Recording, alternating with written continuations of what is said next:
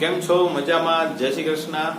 So today I am here with the new lecture of chapter number 3 current electricity.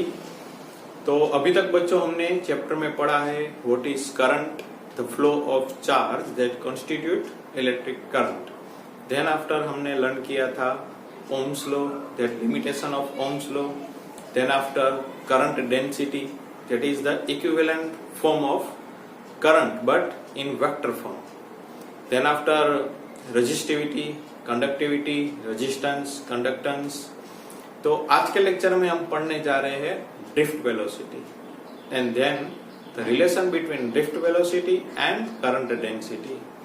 तो अभी तक ऐसा बताया गया कि इलेक्ट्रॉन ऐसे मोशन करता है, करंट ऐसे मोशन करता है. तो यहां पर हम देखेंगे कि इलेक्ट्रॉन किस तरह से मोशन करता है.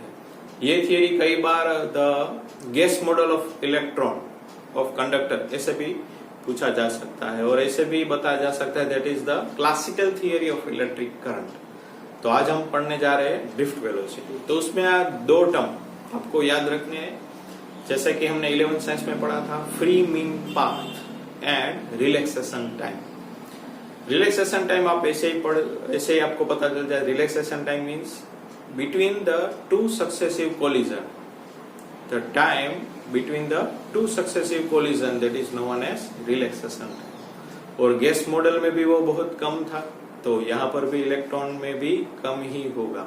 तो चलिए स्टार्ट करते हैं आज का topic, classical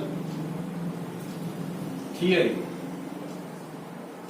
of electric current और drift velocity. Drift velocity that is denoted by VD. इसका डेरिवेशन भी कई बार क्वेश्चन में पूछा जा सकता है बोर्ड में. तो जैसे कि हमने पढ़ चुके हैं इलेक्ट्रोस्टैटिक में, अगर कोई कंडक्टर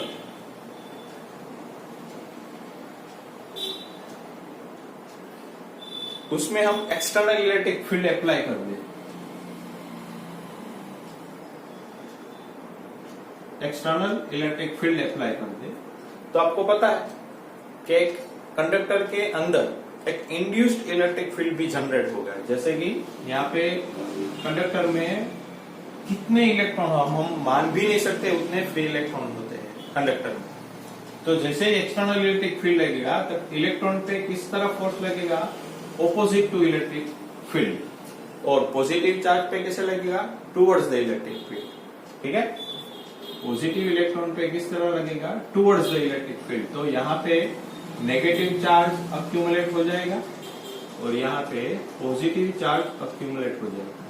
पॉजिटिव चार्ज मोशन नहीं करता, लेकिन क्या करेंगे, इलेक्ट्रॉन जब यहां से इस तरफ अक्यूमुलेट हो जाएंगे तो यहाँ पे पॉजिटिव चार्ज कंस्ट्रक्ट हो जाएंगे. ठीक है, अब इनसाइड इलेक्ट्रिक फील्ड कैसा होगा, पॉजिटिव से नेगेटिव, दैट इज इंड्यूस्ड. और कंडक्टर की खासियत ऐसी है कि आप अगर नया इलेक्ट्रिक फील्ड लगाएंगे तो उसके ऑपोजिट भी ये इंड्यूस इलेक्ट्रिक फील्ड इनसाइड बना देगा. ये कंडक्टर की खासियत है. तो नेट इलेक्ट्रिक फील्ड कैसा हो जाएगा, जीरो. कहां पे, इनसाइड. जैसे कि हम सोच सकते हैं कि नेट इलेक्ट्रिक फील्ड मींस जितना हम एक्सटर्नल इलेक्ट्रिक फील्ड लगाएंगे उतना ही वो इंड्यूस्ड इलेक्ट्रिक फील्ड कंडक्टर के अंदर जनरेट कर देगा. इट मींस हम ऐसा भी लिख सकते हैं that induced electric field is always equal and opposite to the external electric. ठीक है, तो यहां पे अक्यूमुलेट हो जाएंगे चार्ज. अब inside electric force field zero है, तब आप बोलेंगे सर यहाँ पे तो फोर्स नहीं लग रहा होगा, तो इलेक्ट्रॉन कैसे होंगे, रेस्ट में. लेकिन रेस्ट में नहीं होते, वो आपको एक बात जान लेनी. अब आप बोलोगे सर फोर्स फील्ड ही नहीं है, तो फोर्स नहीं लग रहा है, तो इलेक्ट्रॉन कैसे मोशन में हो सकते हैं, रेस्ट में ही होंगे. नहीं, दैट ये कंडक्टर कैसा है, आइसोलेटेड. अब आइसोलेटेड है मीन्स कोई पर कहीं से भी तो बैटरी या कोई सेल कनेक्टेड नहीं है तो इलेक्ट्रॉन को एनर्जी तो नहीं मिल रही, लेकिन इलेक्ट्रॉन को एनर्जी मिलेगी। कौन सी? Thermal energy. जैसे कि बाहर का टेम्परेचर अगर 30 डिग्री सेंटीग्रेड हो और अंदर का टेम्परेचर 27 डिग्री सेंटीग्रेड हो, तो बाहर से वो टेम्परेचर गेन करके इलेक्ट्रॉन थर्मल एनर्जी से मोशन करेगा। तो आपको याद रखना है that if E net is 0 inside the conductor but electron is still moving in the absence of electric field due to the thermal energy। अब ये थर्मल एनर्जी से किस तरह मोशन करेगा? थर्मल एनर्जी से अगर कोई ये इलेक्ट्रॉन है तो ये डायरेक्शन में ये u1 वेलोसिटी से, अगर ये इलेक्ट्रॉन है तो इस डायरेक्शन में u2 स्पीड से, अगर ये है तो u3 स्पीड से। ये u1, u2 and u3 that is the thermal velocity, that velocity due to the thermal energy. But ये इस तरह से जिगजैग पाथ में गति करता है कि जैसे average velocity u average u1 plus u2 plus u3 dot dot dot un is always 0।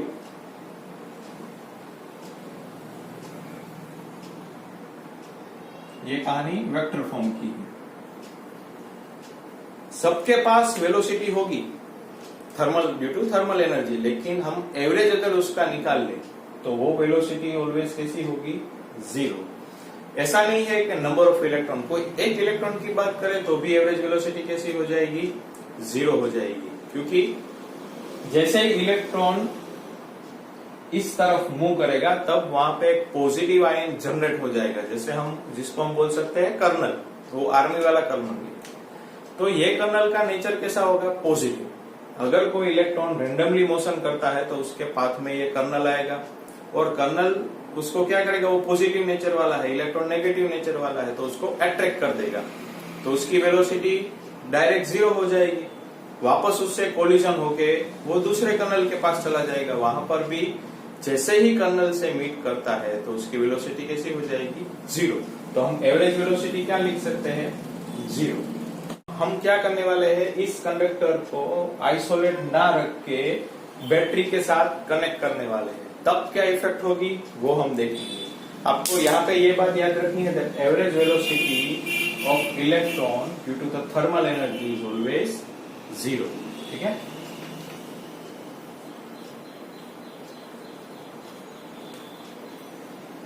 अब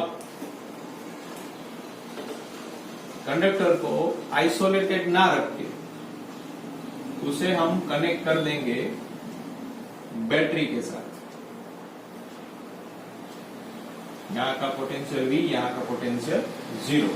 अब एक्सटर्नल इलेक्ट्रिक फील्ड लगाएंगे, तब भी इलेक्ट्रॉन मोशन करेगा towards the this side and positive electron motion करेंगे टुवर्ड्स दिस साइड, क्योंकि electron negative electron पे कैसा फोर्स लगता है? इलेक्ट्रॉन पे in the opposite direction to the electric field, and positive पे कैसा लगता है? In the direction of electric field. अब यहां पे इनसाइड या ई नेट 0 नहीं होगा, क्योंकि यहाँ पे बैटरी कनेक्ट कर दी गई है। अब बैटरी का क्या काम है? बैटरी चार्ज को प्रोवाइड नहीं करता, बैटरी चार्ज को एनर्जी प्रोवाइड करती है। अब इलेक्ट्रॉन ऐसा सोचेगा कि अगर मैं यहाँ पे चला जाऊं तो मैं रेस्ट में चला जाऊंगा, लेकिन यहाँ पे नहीं। जैसे ही यहाँ पे जाएगा, यहाँ वो पॉजिटिव टर्मिनल है यहाँ पे, तो उस तरफ अट्रैक्ट हो जाएगा, फिर वापस ये जर्नी वो पास करनी पड़ेगी। सो आपको याद रखना है electron always move from lower potential to higher potential. यहाँ पे कितना होगा? V, यहाँ पे 0। So electron move always lower potential to higher potential। और करंट किस तरह मूव करता है? हायर पोटेंशियल से लोअर पोटेंशियल। अब यहाँ पे इलेक्ट्रॉन रेस्ट में और अक्यूमुलेट नहीं होंगे। अब यहाँ पे इलेक्ट्रॉन को मोशन कंटिन्यू रखनी पड़ेगी due to the presence of this battery. आपको याद रखना है, बैटरी एनर्जी प्रोवाइड करती है इलेक्ट्रॉन को चलाने के लिए, वो चार्ज को प्रोवाइड नहीं करती। बैटरी किसी भी कंडक्टर से आप कनेक्ट कर दोगे तो वो चार्ज नहीं देती रहेगी, वो क्या करती रहेगी? वो पोटेंशियल डिफरेंस प्रोवाइड करती है। That's why electron continue moving in this conductor, does not accumulate at any place. अब जैसे इलेक्ट्रॉन मोशन में आएगा तो उसके पास एक्सेलरेशन हो जाएगा। तो ये एक्सेलरेशन किस तरह हम डिराइव कर सकते हैं? हमें पता है, फोर्स लगेगा QE। यहाँ पे चार्ज कौन सा है? इलेक्ट्रॉन। यहाँ force mass into acceleration, so acceleration is equal to minus EE upon n। अब आप बोलोगे सर चैप्टर के स्टार्टिंग में आपने बोला था कि इस चैप्टर में कांस्टेंट वेलोसिटी होगी, तो एक्सेलरेशन तो 0 होना चाहिए। यहाँ तो जैसे इलेक्ट्रिक फील्ड बढ़ता जाएगा एक्सेलरेशन भी बढ़ता जाएगा। तो क्या ये थियरी यहाँ पे गलत हो सकती है? नहीं, गलत नहीं है, क्योंकि जैसे ही मैंने आपको बोला है कि अगर इलेक्ट्रॉन के पास स्पीड आई उससे वेलोसिटी बढ़ी, वेलोसिटी से एक्सेलरेशन आया, लेकिन क्या होगा? बीच में नंबर ऑफ कर्नल उसके पाथ में आएंगे। ड्यू टू दैट कर्नल उसकी एवरेज वेलोसिटी एवरेज एक्सेलरेशन भी 0 हो जाएगा। वो मूव करेगा with small constant velocity, complete. उसका एक्सेलरेशन नहीं होगा। अगर कांस्टेंट वेलोसिटी से मूव करेगा तो एक्सेलरेशन 0 हो जाएगा। एक्सेलरेशन 0 क्यों होगा? क्योंकि जैसे ही कोई इलेक्ट्रॉन मूव करेगा तो उसके पाथ में ये कर्नल आ जाएगा। जैसे ही कर्नल है उसको क्या करेगा? कैप्चर कर लेगा। तो उसकी एक्सेलरेशन, थर्मल वेलोसिटी भी 0 हो जाएगी, एक्सेलरेशन भी 0 हो जाएगी। फिर वापस एनर्जी मिलने से वो दूसरे पाथ में यहां से जाएगा, यहां पर भी दूसरा कर्नल होगा तो उसके साथ टकराएगा। तो बीच में नंबर ऑफ कर्नल होंगे, क्योंकि नंबर ऑफ इलेक्ट्रॉन है और सब इलेक्ट्रॉन इस तरह अक्यूमुलेट हो जाएंगे तो यहाँ पे कर्नल अक्यूमुलेट हो जाएंगे। तो बीच में नंबर ऑफ कर्नल उसके साथ उसका कोलिजन होता है, इसलिए उसका एक्सेलरेशन बढ़ता नहीं है और वो मोशन करता है विथ स्मॉल कांस्टेंट वेलोसिटी से, कंप्लीट। तो अगर हम मॉड्यूलस लिख दे एक्सेलरेशन का तो EE upon m, that is the formula of acceleration. अब ड्रिफ्ट वेलोसिटी का इक्वेशन डिराइव करते हैं।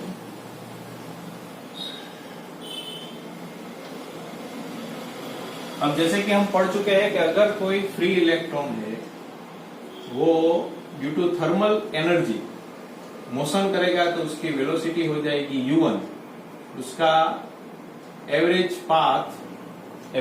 फ्री मीन पाथ λ1, उसका रिलैक्सेशन टाइम τ1 और उसका एक्सेलरेशन a। फिर यहां से वो टक्कर लेंगे, इस कर्नल के पास आएगा, यहां पे उसकी वेलोसिटी हो जाएगी v1।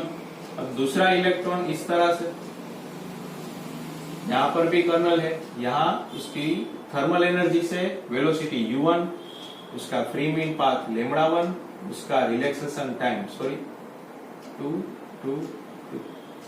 फिर यहां से उसकी वेलोसिटी हो जाएगी v2।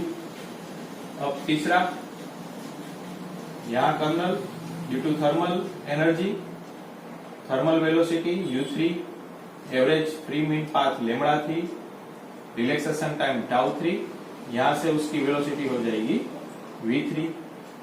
तो अब हम जनरल लिख सकते हैं that v average is equal to v1, v2, v3 ... vm। that small constant velocity is known as drift velocity. अब सबके लिए एक अगर इक्वेशन लिख दे, अगर हम 11 साइंस में पढ़ चुके हैं v is equal to u plus a t, तो अगर हमें v1 लिखना है, u1 a tau 1, v2 u2 a tau 2, v3 u3 a tau 3 up to vn un plus a tau n। तो सबका एवरेज अगर निकालना हो, यहाँ पे डिवाइडेड बाय n, तो सबकी वैल्यू रख दे और सेपरेट लिख दे।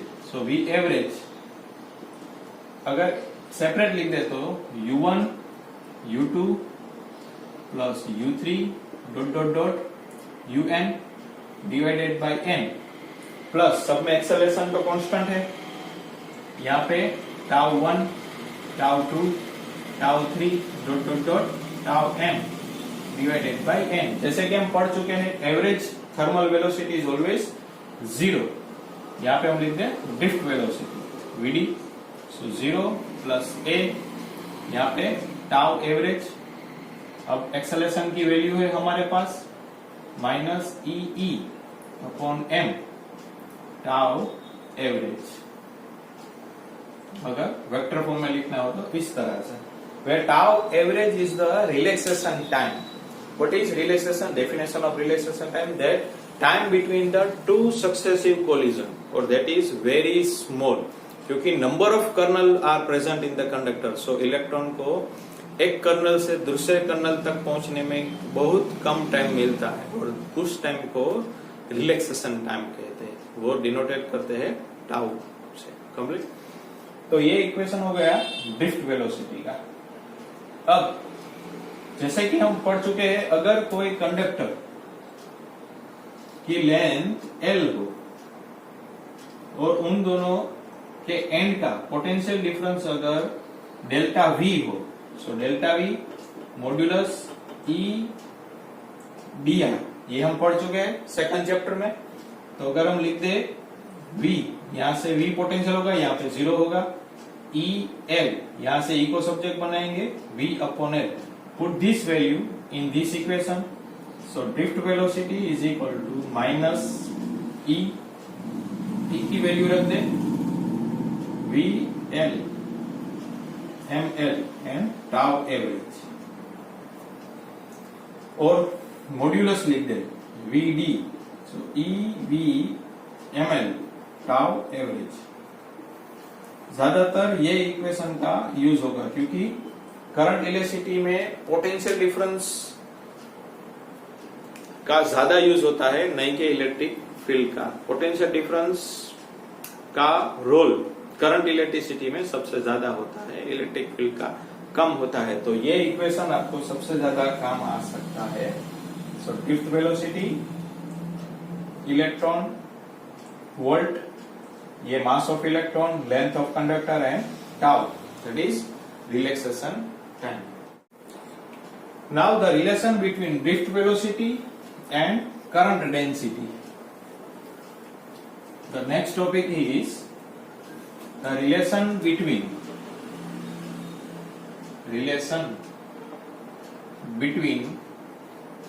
Drift velocity and current density. So as shown in figure, consider a conductor whose length is L and is connected with battery. Now due to the battery, that electric field is in this direction, so motion of electron in this direction, so that is the velocity, drift velocity of electron is the direction of motion of electron.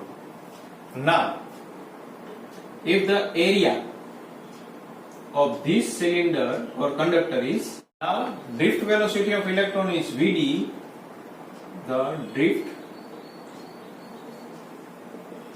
velocity of electron is Vd. Therefore, distance travel by electron in delta t time is, so velocity is equal to distance per time, so distance L is equal to Vd into delta t, equation number 1. Now the volume of length L is, so volume is equal to area into length. Volume, area is it is, what is length? Vd delta t, equation number 2. Now if there are n number of electron per unit volume, आपको याद रखना है यहाँ पे n electron को,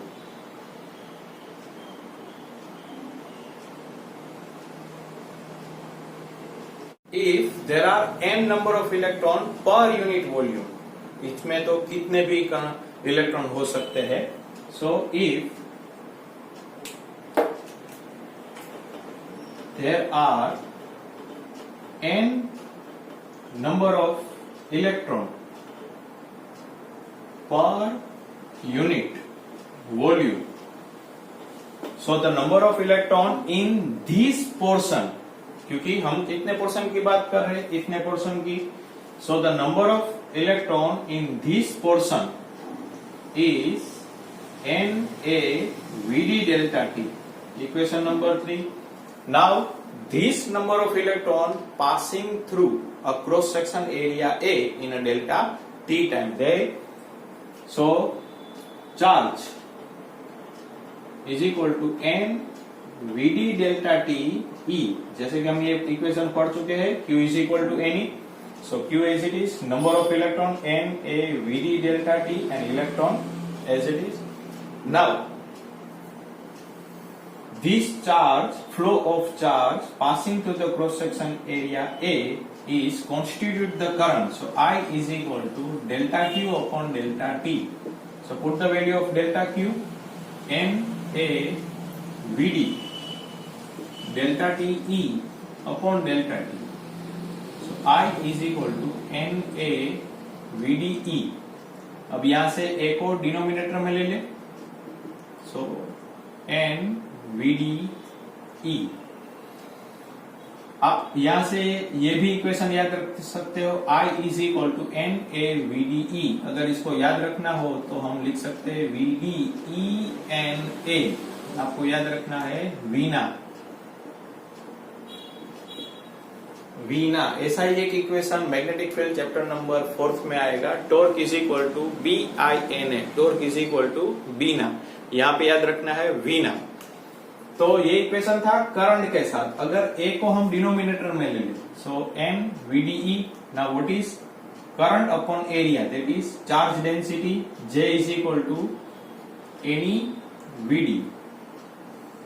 अगर vector form में लिखना हो तो J NE VD. अब जैसे ही हम पढ़ चुके हैं J का रिलेशन और ड्रिफ्ट वेलोसिटी का भी इक्वेशन हम पढ़ चुके हैं. सो J का इक्वेशन है sigma E, so NE VD. अब VD की वैल्यू रख दे E upon M into tau.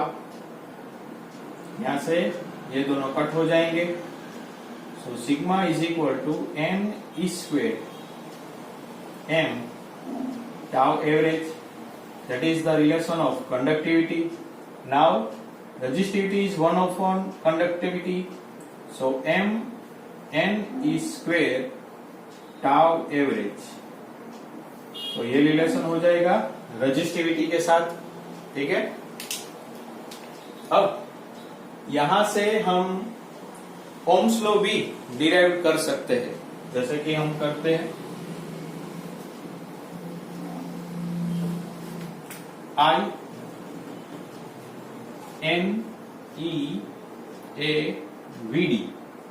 अब VD की वैल्यू रख दे. VD की वैल्यू अभी हम पढ़ चुके हैं E M into tau average.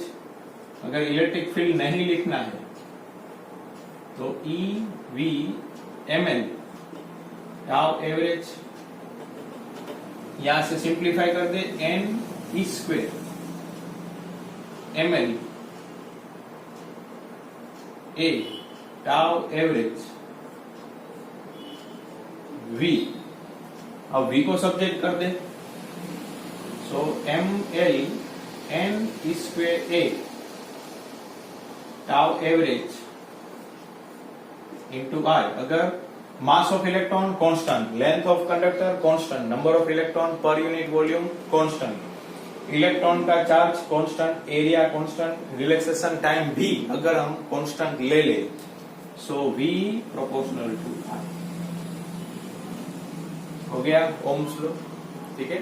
यहां से हम ये इक्वेशन भी ला सकते हैं रेजिस्टिविटी का, जैसे कि हम पढ़ चुके हैं। ये मैं क्लीन कर देता हूं।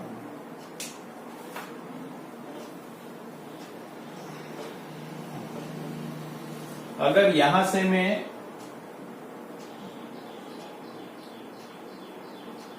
v का v अपॉन आई कर दूं, यहां पे लिख देता हूं,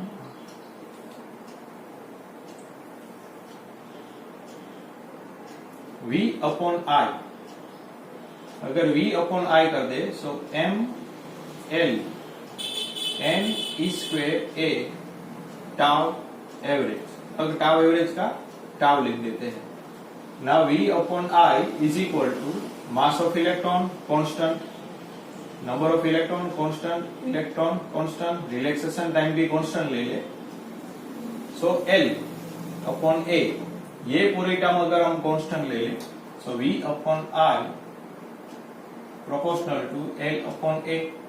what is v upon i? That is r l upon a। अगर रिमूव करे sign, rho l upon a, where what is rho? m n square tau average.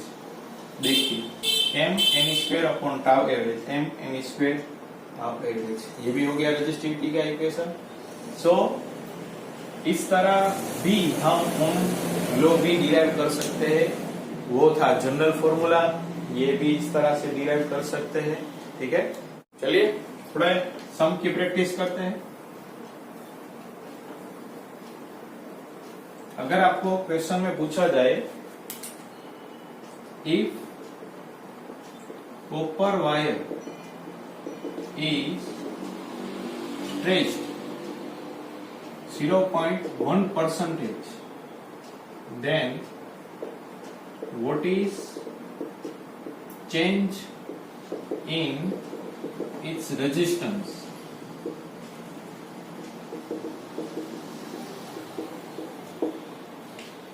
अब 1% से लेस आपको पूछा जाए तभी इस मेथड का यूज करना है। 1% से लेस पूछा जाए। Now R is equal to rho L upon A. अब क्या लेंथ इंक्रीज हो रही है, लेंथ इंक्रीज करने से लेंथ बढ़ेगी लेकिन वॉल्यूम कांस्टेंट रहेगा। तो हम क्या करेंगे, डिनोमिनेटर नोमिनेटर में L से मल्टीप्लीकेशन कर ले, तो ये हो जाएगा रो L स्क्वायर अपॉन वॉल्यूम। अब जैसे ही हम 11 साइंस में पढ़ चुके, हमें चेंज फाइंड करना है। सो dr अपॉन r, ये टर्म हुई constant, 2l dl upon l। Percentage में लिखना हो dr upon r into 100% to dl upon l 100%। यहाँ पे चेंज कितना दिया गया है, 0.1 इंटू 100%। परसेंटेज में अगर दिया गया है तो सो 0.2%। परसेंटेज में अगर करना हो, यहां से कितना चेंज आएगा, 0.2%। अगर ज्यादा पूछा जाए तो किस तरह करना है वो भी बताऊंगा। ऐसा एक सम भी कैलकुलेट करते हैं। अब इस क्वेश्चन में आपसे पूछा जाए that the length of copper wire is stretched 100% of its original length and its diameter is decreased. So change in resistance will be. अब कई बार इस तरह का सम है तो बच्चे क्या गलती कर रहे हैं, जैसे कि हमने 0.1% में कैलकुलेट किया था वो ऐसे ही करेंगे, rho L square upon A, यहां से वो कर देंगे R is equal to rho L square upon A L, ये हो जाएगा volume, so rho R square upon V, यहां से D R by R to delta L by L percentage में, तो 200% टिक करके आएंगे, ये गलत है। तो फिर अगर ज्यादा परसेंटेज हो तो आपको ये मेथड फॉलो नहीं करनी है, अगर ज्यादा परसेंटेज चेंज हो तो आपको ये मेथड फॉलो करनी है। यहां से हम इस तरह डिराइव करेंगे thermal formula rho L upon A, अगर हम फर्स्ट के लिए लिखे रो, अगर पहले एल से मल्टीप्लीकेशन कर ले, so R is equal to rho L square upon V, first के लिए लिखे R1 rho L1 square upon V, equation number 1। अब दूसरे के लिए 100% लेंथ इंक्रीज होती है, तो L2 is equal to L1 plus 100% of L1, so L2 is equal to 2L1, R2 is equal to rho L2 square upon V। अब यहाँ पे वैल्यू मूक दे, R2 is equal to rho L2 की value है 2L1 square upon V, सो R2 हो जाएगा 4 रो L1 square upon V। Now change in resistance find, so R2 minus R1 upon R1 into 100%, R2 की वैल्यू है 4 रो L1 square upon V minus R1 की value है रो L1 square upon V, वहां पर भी rho L1 square upon V, हर जगह से rho L1 square upon V, rho L1 square upon V, rho L1 square upon V cut हो जाएगा, so delta R upon R into 100% is equal to 4 minus 1 100%, so 300%। ठीक है, यहाँ पे 200% answer नहीं आएगा। सम आपको JEE में या नीट में पूछा जाए तो इतनी मेथड तो कोई करेगा नहीं, तो इसके लिए शॉर्टकट मेथड आपको याद रखनी है, delta R upon R is equal to 1 plus x upon 100 square minus 1 into 100%। अब देखिए यहाँ पे x कितना दिया गया है 100%, सो 1 plus 100 upon 100, so that is 1, 1 plus 1 2, 2 square 4, 4 minus 1 3 into 1%। Calculate कर देता हूँ, यहाँ पे 1 plus 100 upon 100 square minus 1 into percentage, यहाँ पे कट हो जाएगा 1 प्लस 1 2, 2 स्क्वायर माइनस 1 इंटू 100%, सो 4 माइनस 1 3 इंटू 100%, सो 300%। अगर 1% से ज्यादा अगर आपको लेंथ इंक्रीज की जाए ऐसा पूछा जाए तो आपको पहले वाला सम का यूज नहीं करना है, इस फॉर्मूले में वैल्यू पुट करनी है। अगर आपको पूछा जाए 10%, तो आप यहाँ से भी कैलकुलेट कर सकते हो 10% करके भी। ठीक है, सो बस आज का लेक्चर इतना ही। ये था पूरा drift velocity, relation between drift velocity and current density, उसके हेल्प से ओम्स लॉ भी डिराइव करना, फिर ये रेजिस्टेंस अगर लेंथ इंक्रीज की जाए तो रेजिस्टेंस कैसे फाइंड करते हैं, ये पूरा लेक्चर था।